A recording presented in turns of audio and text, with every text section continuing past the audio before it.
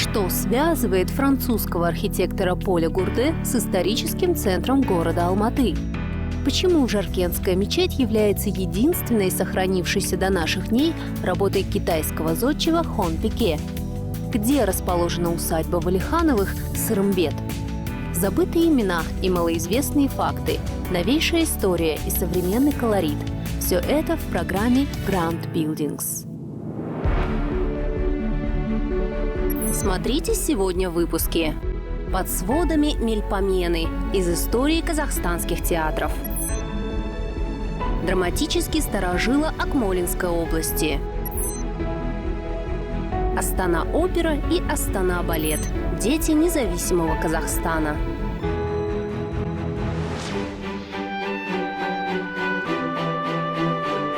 Отправной точкой в истории становления казахстанского театрального искусства принято считать конец XIX века.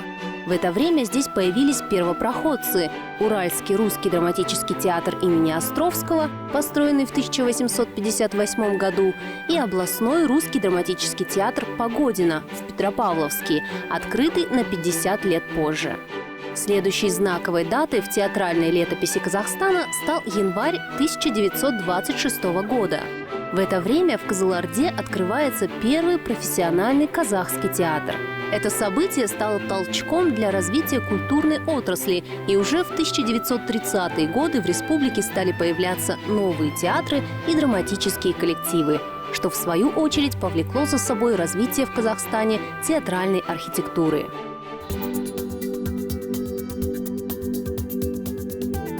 На сегодняшний день самым театрально населенным городом Казахстана является Алматы, где функционирует свыше дюжины храмов Мельпомены. Старейшее из них – здание оперного театра имени Абая. Построенное в 1941 году, оно было названо современниками одним из грандиознейших сооружений тех лет. Следующий виток строительства пришелся на 60-е и 80-е годы, когда в стране развивался архитектурный модернизм.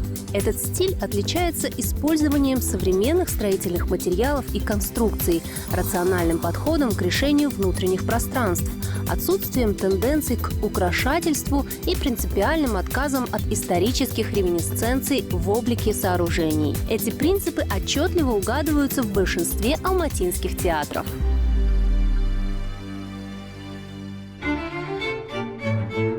А вот в столице традиции театрального строительства развивались иначе, как в стилистическом, так и в историческом аспекте. Это отчасти обусловлено тем фактом, что между постройкой первого и последнего астанинских театров прошло без малого 115 лет. Впрочем, обо всем по порядку. История театра берет свое начало с 1899 года. Это год создания в Акмолинске постоянной труппы в своем здании со своим репертуаром, пользующимся большим успехом у горожан. До этого в 70-е и 80-е годы существовали лишь кружки любителей драматического искусства. Собственно, по их заявлению купец-меценат Кубрин выделил всего 100 рублей, а городская Акмолинская дума добавила столько же, и давняя любовь горожан к высокому искусству лицедействия наконец обрела свой статус и постоянный дом. Речь идет о Государственном академическом русском театре драмы имени Горького, третьем старейшем театре страны. Здание из красного кирпича, едва заметное за бирюзовым красавцем, как раз и есть тот театр, возведенный в Акмолинске в 1999 году. Сегодня сцена театра разместилась в трехэтажном лепном сооружении, которое было построено на 17 лет позже. Театру оно окончательно стало принадлежать лишь в 1939 году. До этого здесь функционировала гимназия, а после работали первый и второй городские суды, и даже располагались камеры с заключенными. Воленс-Неволенс напоминает немножко БДТ в Петербурге. Тогда это Ленинград был.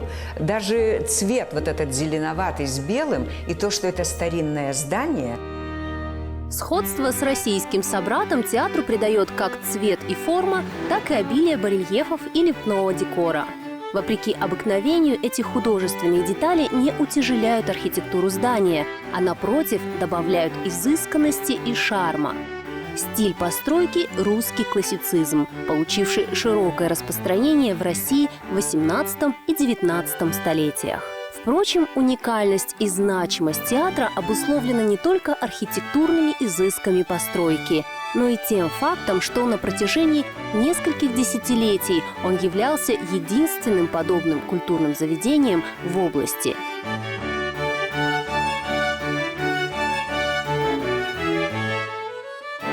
В этих краях, в особенности в Северном и Центральном Казахстане, нашим национальным казахским театрам в большинстве своем едва исполнилось 20-25 лет. То есть они все открылись за годы независимости. А у нашего театра за спиной большая 117-летняя история, как вы сами знаете. Во времена царя, во времена советской эпохи и в последующие годы после обретения независимости наш театр проделал огромную работу в поднятии народного духа, пробуждении идеологии народа. Вместе с самим народом пережил все важные исторические события и изменения. Театр выполняет очень ответственную работу, и я бы назвал его одним из лучших в стране. Имя Максима Горького театр носит с 1959 года. А еще спустя 2 года, когда Целиноград стал центром края, театр получил название «Целинный краевой».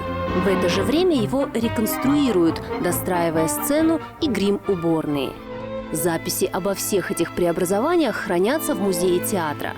Правда, до современников дошла лишь малая толика архивных бумаг, значительную часть которых поглотили неоднократные пожары. Последнее крупное преобразование состоялось в 1983 году. Тогда был надстроен 3-й этаж, и здание обрело вид, который имеет по сей день. Есть и плюсы, и есть свои минусы. Плюсы в том, что, во-первых, конечно, это уже место намоленное. Тут, в общем-то, это такой центр культуры со своей историей. В этом есть своя прелесть, как бы. Но минусы, оно очень плохо оснащено, конечно. Для современного театра, когда зритель ждет от нас все-таки более таких эффектных вещей, допустим, здесь в этом плане, конечно, очень сложно, потому что вот эта сценическая коробка, она в середине прошлого столетия достраивалась еще. 3-й этаж, вот где мы сейчас с вами стоим, сценическая коробка с колосниками, она полностью достраивалась. Насколько позволяли габариты этого здания. Потому что закулисного пространства здесь совершенно нет, там карманов сцены нету, в общем-то, много чего нету. Канат Максутов трудится на должности главного художника театра вот уже на протяжении 10 лет. Несмотря на очевидные минусы помещения, в этом здании он не хотел бы менять ровным счетом ничего. Каната Муратовича завораживает удивительная атмосфера театра, а сложности, связанные с его внутренним устройством, он воспринимает как личный творческий вызов. Это мнение разделяют и артисты драматической труппы. Особенность этой сцены, что такая, знаете, камерность. В этом тоже есть своя прелесть. Конечно, когда мы выезжаем на большие какие-то площадки, мы тоже, вот, знаете, как-то расслабляешься, выходишь широко. Ну, а здесь больше камерность. Вот сейчас у меня был моноспектакль «Человеческий голос» Жан Кокто. Это очень сложно, да, когда один человек. И сейчас Матвеев Сергей Федорович моноспектакль выпустили буквально недавно, Пушкин. Ну, замечательный. На протяжении 117 сезонов театр давал зрителям уроки драматургии и литературы, пройдя с ними вековой путь мировой классики. Здесь царили Шекспир и Мольер, Пушкин и Достоевский, Симонов, Булгаков, Дударев, Ауэзов и другие известные авторы. Сейчас в репертуаре театра свыше 30 спектаклей по произведениям казахстанской и мировой драматургии, представляющих широкий спектр жанров и эстетических направлений, интересных зрителям всех возрастных категорий. При этом интерес к постановкам театра простирается далеко за пределы Астаны. С 1 по 8 октября прошлого года, например, мы побывали в Сербии. У нас вышел новый спектакль Чингиза Айтматова «Манкурт», и мы с ним участвовали в там фестивале. В этом году нас в очередной раз пригласили на большой фестиваль в Алматы «Откровение». Это означает, что они выбрали нас, наш театр и наш спектакль среди больше чем 50 театров. Именно это показатель того, что они, зрители и жюри, хотят увидеть именно наш театр. А если нас позвали на один фестиваль, и эксперты там выберут нас, то пригласят выступать и в другой стране. Я думаю, все это означает то, что театральное искусство сегодня имеет свою почетную нишу.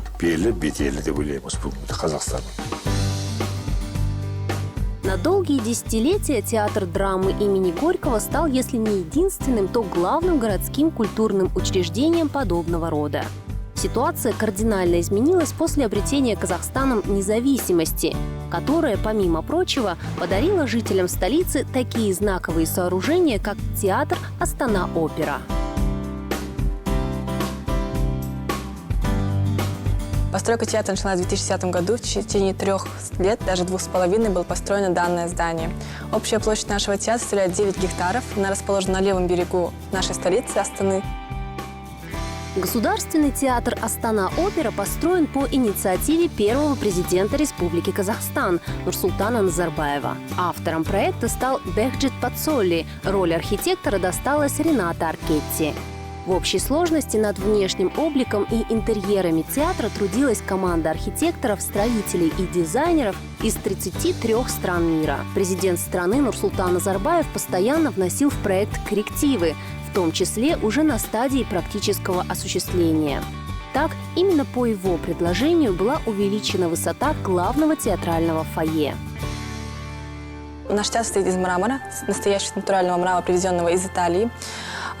Люстра у нас из богемского хрусталя, весит 1600 килограмм примерно. В основном у нас присутствует более золотистая отделка более золотистого цвета, что представляет богатство нашего театра. Астана-Опера впечатляет не только своими масштабами, но и архитектурным изяществом, присущим постройкам неоклассицизма. В облике театра гармонично переплетаются лучшие традиции мирового зодчества и казахстанский национальный колорит. Последний угадывается в богатом орнаментальном обрамлении интерьеров. Конечно, такую выдающуюся постройку требовалось наполнить достойным содержанием. Труппа театра была сформирована путем серьезного конкурсного отбора.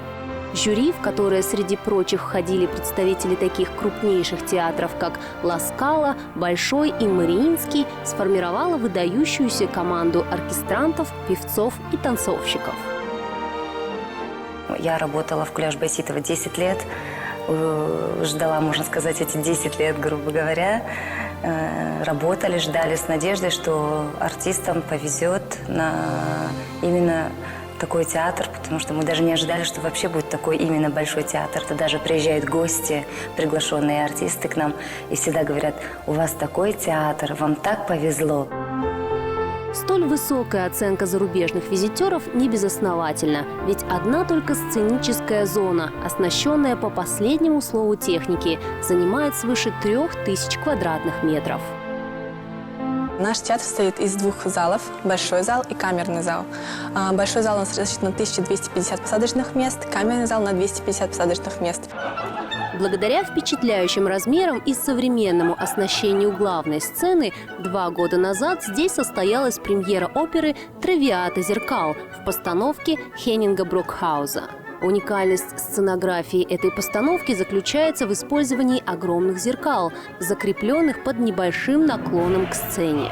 Астана-Опера – единственный театр в Центральной Азии, где стало возможным воплощение столь невероятного замысла постановщика. Впрочем, «Травиата» – не единственный повод для гордости. Но надо сказать, что уже сделано немало. И на сегодняшний день мы можем похвастаться 22 оперно-балетными постановками, в рождение которого вложили свое творчество великие мастера. Для каждого творческого работника театра служба здесь – это не только высокая честь, но и огромная ответственность. Особенно, когда приходится впервые играть самые величественные и знаковые роли из мирового балетного репертуара. Подобное испытание совсем недавно выпало на долю лауреата международных конкурсов, солиста Астана-Опера Серика Накысбекова. Ему довелось исполнить партию, о которой мечтают все артисты балета еще с начальных классов хореографического училища – партию «Спартака». Эта партия тяжеловато далась мне, потому что много актерской игры, много физической нагрузки. Вот самое тяжелое – это физическая сторона, выдержать весь спектакль. Потому что такой опыт у меня первый раз. Это первая ведущая партия и довольно-таки очень сложная. Одна из сложных спектаклей считается в репертуаре мужском. «Спартак» далеко не единственный шедевр, украшающий репертуар столичного театра. «Спящая красавица» и «Лебединое озеро» Петра Чайковского, «Богема» и «Мадам Баттерфляй» Джакомо Пуччини, «Собор Парижской Богоматери» знаменитого хореографа Ролана Петти. Это лишь малая часть спектаклей, которые горожане смогли увидеть благодаря постройке театра «Астана-опера». Кстати, несмотря на то, что труппа театра преданно и беззаветно любит родные пенаты, им довольно часто приходится покидать эти стены. За прошедшие 4 с лишним года артисты театра побывали с гастролями в Нью-Йорке, Торонто, Париже, Роттердаме, Антверпене и многих других крупных культурных центрах. Я думаю, что вот этот вектор по гастрольной деятельности не только за рубежом, но и по Казахстану, он у нас как бы продолжает свое развитие. И в этом году, я думаю, будет много поездок именно по Казахстану, потому что за рубежом, в общем-то, уже достаточно хорошо наслышаны о Астана-опера. Вот, во всех зарубежных профессиональных журналах идет постоянная информация о нашем театре, но не везде в Казахстане слышали живьем наш театр, видели живьем. Вот. И я думаю, что это один из таких моментов, которые мы сейчас в этом году будем обратим на это больше внимания.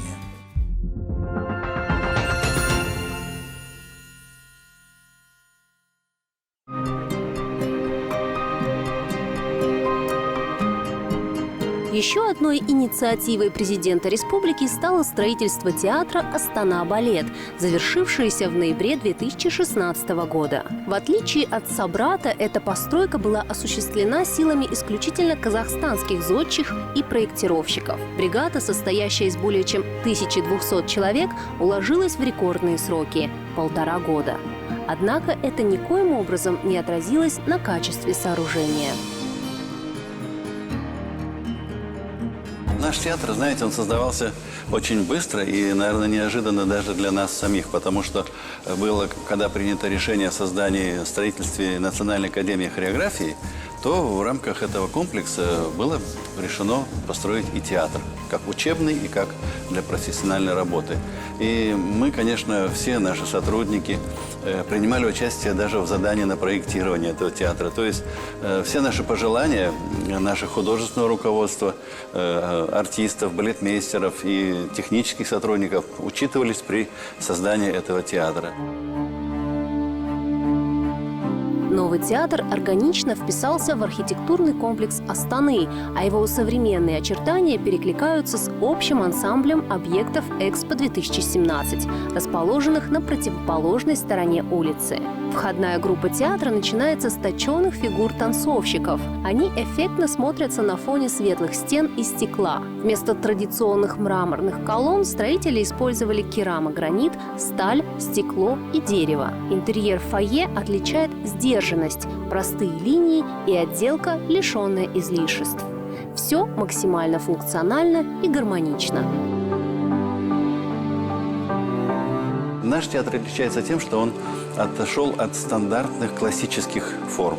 Это современный театр, современного дизайна, современных форм. И вторая его особенность – это его внутренняя оснащенность. Это тоже является частью уникальности, потому что у нас установлено очень современное оборудование, как механическое, так и электронное и так далее, позволяет работать многим коллективам разных жанров и ставить очень интересные постановки. Перед коллективом «Астана-балет» с самого начала была поставлена непростая цель – искусно соединить классические традиции и новейшие тенденции народной и современной хореографии. Первым шагом к ее реализации стало создание идеальных условий для работы труппы, что также не могло не отразиться на внутреннем решении пространства театра. Ну и, конечно, условия, которые здесь созданы для артистов, они просто замечательные. Ну, во-первых, 2 одинаковых больших зала. У нас в Казахстане такого нет практически, ну, ни в одном театре, чтобы 2 равноценных зала было для репетиции. Они просторные, светлые, то есть даже пол постелен специально балетный, он везде, то есть и на сцене, и в залах, везде у нас специализированный пол, который продлевает жизнь артиста, скажем так. Зрительный зал театра значительно отличается от привычных оперно-балетных залов с золоченой лепниной. Для него характерны четкость линий и декоративный минимализм. При оформлении зала использованы спокойные благородные оттенки. Золотисто-коричневый занавес, шафрановая обивка кресел, коричневый пол. Сдержанная цветовая гамма интерьера не отвлекает внимание от главного – от сцены. Сцена – это вообще как бы особенная вещь. Могу сказать, что вот иногда на сценах, я танцевала на всех почти мировых сценах, и не везде есть такое ощущение, не везде себя чувствуешь, наверное, комфортно. Но когда я здесь впервые вышла на сцену, было, даже не знаю, как объяснить, прям хорошо, вот я прям себя чувствовала очень прям комфортно. Площадь сцены составляет 536 квадратных метров, а ее современное техническое оснащение позволяет воплощать спектакли с самой сложной сценографией. Ее параметры и почти неограниченные возможности открывают перед режиссерами и сценографами простор для воплощения оригинальных идей. Здесь можно проводить концерты симфонических, эстрадных и народных оркестров, творческие встречи, представлять современные шоу и мюзиклы. Сцена театра балета оснащена передовым оборудованием. На данный момент у нас в наличии есть 53 штанкеты. Высота подъема 22 метра, грузоподъемностью 250 килограмм. Также в театре есть 8 точечных подъемников, которые мы можем расположить в любой точке колосниковой решетки, которая находится над сценой. Высота колосниковой решетки 24 метра. На сцене у нас расположены 4 подъемно-опускных площадки, каждая из которых может поднимать более 5 тонн. И размеры их 3 на 14 метров. Возможность подъема у нее до 3,5 метров. Суммарно сценический комплекс, в который входит сцена, авансцена, арьер-сцена и карманы, составляет более 1000 квадратных метров. Оркестровая яма рассчитана на 50-60 музыкантов. Для трансформации сцены использованы новейшие технологии подвижной и подъемно-опускной механики. 19-я штанкета пошла наверх. Принял, идет наверх.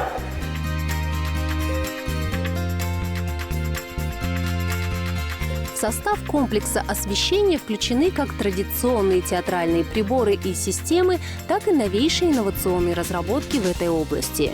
Для обеспечения высокого качества художественного освещения смонтировано около 800 световых приборов. Количество приборов у нас всего получается 5 полностью рабочих софитов, контровой свет. По направленности приборы тоже около 3-4 видов на каждой башне. То есть есть и заливные, и профилирующие, рисующие. У нас в этом нет никаких абсолютно стеснений.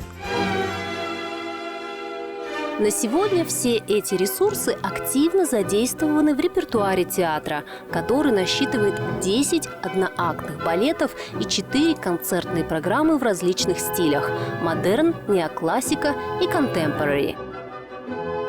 Коллектив молодой, а уже стал известным. Это, наверное, одно из самых значительных достижений, что коллектив стал узнаваемым, приобрел свою публику, и в театр стремятся попасть много людей. Вот это, наверное, главное достижение. Что может дать зрителю театр? Особую атмосферу и сильные эмоции, живое восприятие действительности и торжественность обстановки. Конечно, главную роль в создании этой самой атмосферы играет спектакль и исполняющая его труппа. Но театральный дом, на сцене которого разворачивается сценическое действо, порой не менее важен и значим. Ведь каждому шедевру положено иметь достойное обрамление.